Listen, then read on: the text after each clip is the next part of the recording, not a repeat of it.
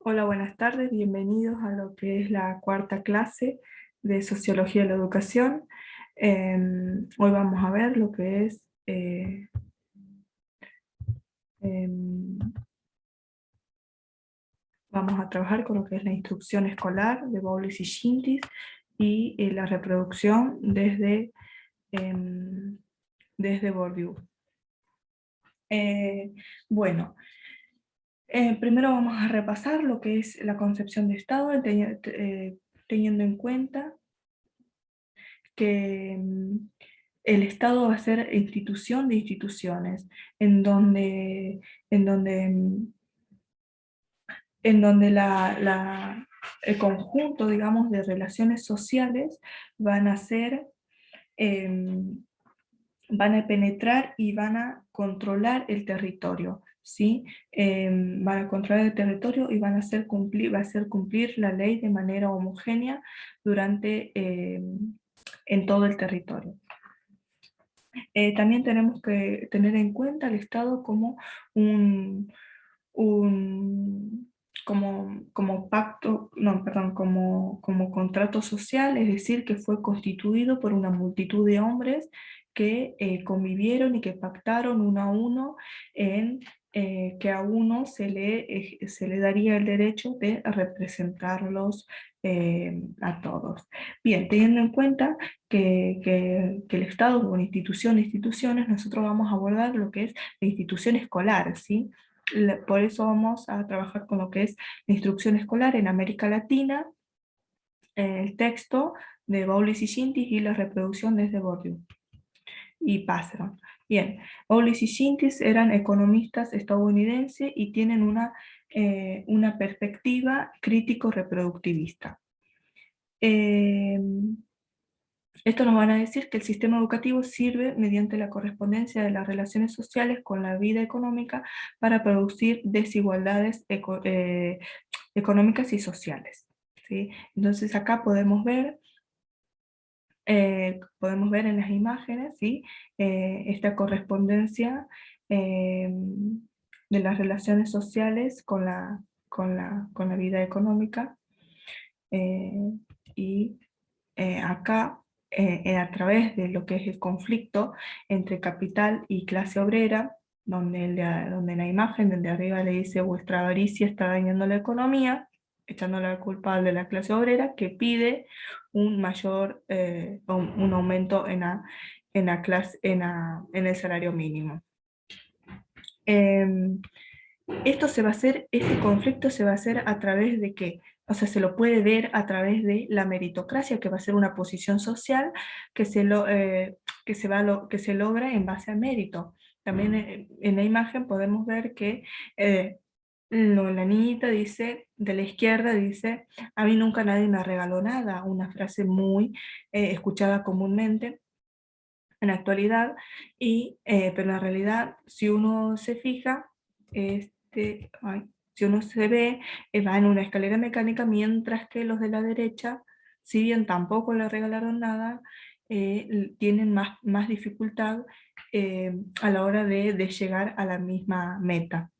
Entonces, em, entonces esta meritocracia lo único que hace es servir a este conflicto, digamos, de clase, de capital y clase obrera. Entonces, en lo que dice Bowles y Shinty es que se genera una legitimación de un modelo sometido inconscientemente. Por ejemplo, el que trabaja mucho, estudia mucho, va a tener una mejor posición y sin embargo no es así porque muchos estudiamos mucho, trabajamos mucho y sin embargo no vivimos en la montaña de plata como el señorcito de arriba en la imagen anterior. Bowles y Shinty también lo que en su tesis central va a estar esto de la correspondencia entre lo que es la relación social de la instrucción escolar y el trabajo. Explica la capacidad que tiene el sistema educativo para producir esta fuerza de trabajo dócil y fragmentada. Es decir, acá en esta imagen, no, en las posteriores, o o en este caso, por ejemplo, a través del sometimiento empleado por las clases dominantes, eh, van a estar, va a haber, digamos, va a fomentar cuatro maneras con las cuales las clases obreras y estudiantiles van a ser subordinadas ante la política educativa, que una de ellas va a ser produciendo muchas de las capacidades cognitivas y técnicas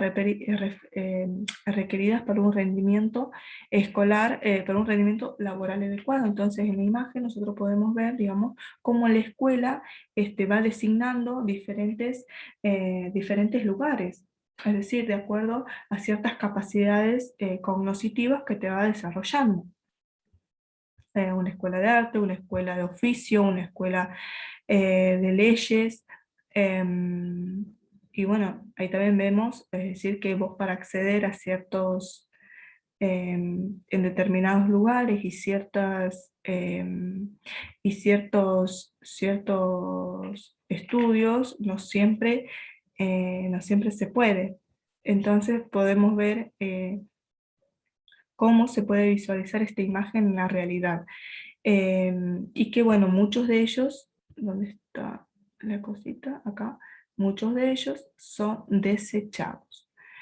Bien, la segunda va a ser legitimando la desigualdad económica, es decir que, por ejemplo, nosotros entramos a lo que es la universidad, entramos a lo que es el secundario, universidad, cuántos años estudiando y sin embargo nos recibimos y no podemos conseguir un trabajo que eh, que te mantenga o te dé una posición social muy diferente a la que habías iniciado. Produciendo, la tercera va a ser produciendo, recompensando y etiquetando las características personales que son relevantes para la distribución de puestos en la jerarquía. A través de esto, me premiaron por ser obediente, por cuántas veces no vemos maestras premiando la buena conducta o bajándole nota porque tiene mala conducta. Acá podemos ver el de abajo, soy mejor que todos. Y bueno, y las diferentes maneras de premiar las características individuales para esta distribución de puestos, como veíamos en esta imagen, en esta, ¿sí? Acá.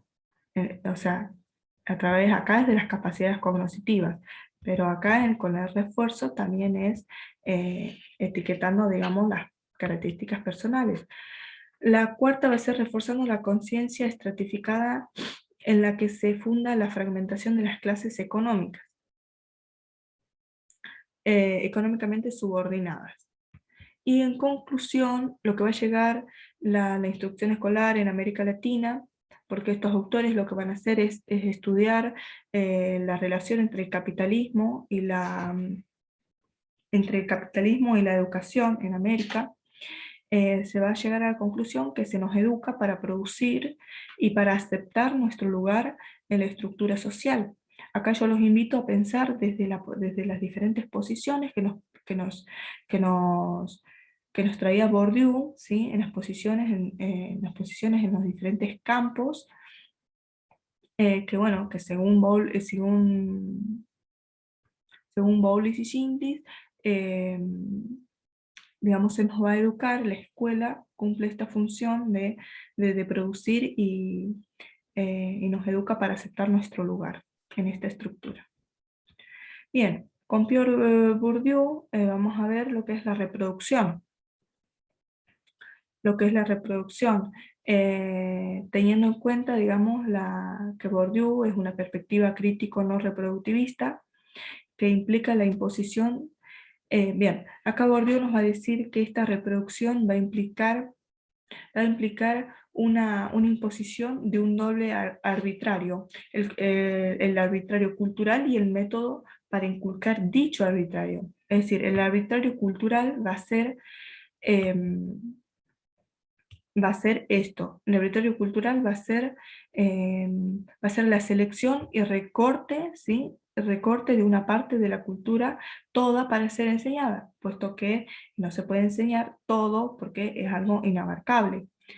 Y bueno, y el método para inculcar dicho arbitrario va a ser, por ejemplo, a través de la violencia simbólica y por medio de la acción pedagógica, porque la violencia simbólica va a ser esta capacidad de imponer significados e imponerlos como válidos o legítimos, ocultando las relaciones de fuerza que la sustentan.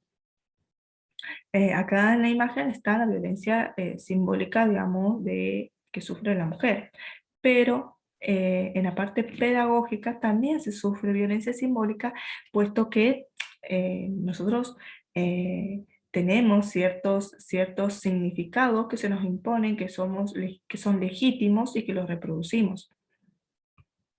Eh, Acá toda acción pedagógica es violencia simbólica. eh, por medio, todo este territorio cultural se va a llevar a cabo por medio de la autoridad pedagógica. La autoridad pedagógica no va a estar relacionado íntimamente, no me sale la palabra, pero no va a estar relacionado directamente con la dominación, pero sin embargo va a aparentar cierta neutralidad e independencia para mantener oculta estas relaciones de fuerza. Entonces, como bien dijimos, el arbitrario cultural va a ser este recorte. Acá podemos ver en la imagen, digamos, cómo se van recortando ciertos pensamientos en la escuela. O también cuando se pide, en esta imagen muy vista también, cuando se pide una prueba midiendo con la misma vara, como se dice, pidiendo a todos que trepen el árbol cuando no todos tienen las mismas condiciones para hacerlo. Entonces acá, eh,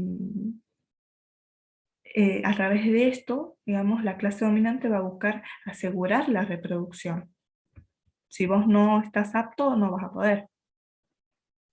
El trabajo pedagógico, esto es muy importante, puesto que el trabajo pedagógico continuado, o sea, requiere, digamos, de un trabajo continuado durante un tiempo para producir un hábito perdurable y duradero. Esto quiere decir que, además de imponerse lo que es lo que se enseña, cómo se enseña y en cuánto tiempo, podemos ver para qué. Podemos ver que hubo un método, el método cuando o sea, cuando se constituía la escuela, había un método de monitor, es decir, que el otro compañero le enseñaba y era un método que era muy eficaz y mucho más rápido. Pero ¿por qué no triunfó? ¿Por qué no triunfó? Bueno, una de las hipótesis era que era demasiado rápido. Y como dice acá, uno es el tiempo, un determinado tiempo para producir un hábitus que perdure en el tiempo. Entonces, acá la escuela va a ser estructuras estructuradas que van a funcionar como estructuras estructurantes, es decir, que van a seguir estructurando a quienes entran al sistema. Eh, y allí se va a buscar integrar al educando a este sistema de valores de la clase dominante. El primer trabajo pedagógico va a ocurrir en la familia y es a partir del cual se forman los hábitos de clase. Aquí podemos ver el rol femenino. Y el segundo trabajo pedagógico puede tener dos finales, que uno es reafirmar el hábito de la clase adquirido durante la infancia o negarlo, reemplazándolo por un hábito nuevo. Es decir, si, como bien vimos en Gramsci, eh, lo que es hegemonía, Bourdieu no habla de hegemonía, pero si tomamos a Gramsci, hegemonía toma parte de la contrahegemonía para ser hegemónico, para ser algo legítimo, construir así un sentido común, algo válido socialmente. Bueno, entonces Bourdieu lo que va a decir es, lo que puede hacer es reafirmarlo o reemplazarlo por uno nuevo, por un nuevo hábitus de clase que se haya incorporado. Y en consecuencia, vamos a tener lo que es el fracaso escolar. ¿Qué va a ser el fracaso escolar? Va a ser aquel que mientras la... ¿Por qué va a ser? Porque mientras que en la clase alta se va en la escuela, la clase alta va a ser algo habitual para la clase alta lo que se enseñe. Pero, sin embargo, para lo que es las clases subordinadas, su cultura, su, su manera de producir, su manera de aprender, es desechada, y no solo que es negada, sino que también es tratada como cultura inferior. Por lo tanto, es obvio que va a tener, que va a haber un fracaso. Si te están negando, te están aniquilando tu cultura. Y entonces va a ser frecuente y causa un sentimiento de inutilidad, inaptitud, inferioridad intelectual y baja autoestima. Entonces acá podemos ver claramente el sistema educativo cómo los expulsa. Y bueno, acá podemos ver también bueno, la cultura aborigen, por ejemplo, acá en América Latina, y acá también, o sea, lo podemos relacionar con la autora Walsh de la colonialidad del saber y el eurocentrismo. Y bueno, o sea, ¿por qué nos enseña este tipo de aprendizajes en la imagen de abajo en la escuela? Bueno, entonces, desde Bourdieu, bien, sí, como dijimos, no es un, em, no es una, no es una perspectiva crítica reproductivista. ¿Por qué no es crítica reproductivista? Porque lo que te dice es, nos invita a pensar, digamos, que hay una posibilidad de que esta reproducción falle, de que pensar que el alumno no es una tabla rasa. El alumno tiene capacidad también de romper con ciertas cadenas, con ciertos hábitos que se nos han sido incorporados. Eh, entonces no es una tabla rasa. Acá en esta imagen pareciera que sí, pero no. Acá hay un símbolo que es la resistencia. Y la resistencia va a ser, va a ser lo que nos permita romper con esas cadenas. Y la escuela también es un lugar donde te permiten hacer eso. Así que por eso no es una perspectiva eh, reproductivista. Nos vemos en la próxima clase y que tengan una excelente semana. Va a ser hoy, también va a ser subido lo que es el primer parcial.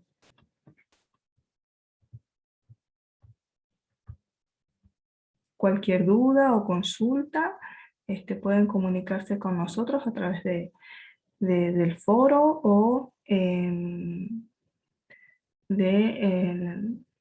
de los comentarios en el video o diferentes maneras. El mail, de manera personal, como ustedes prefieran.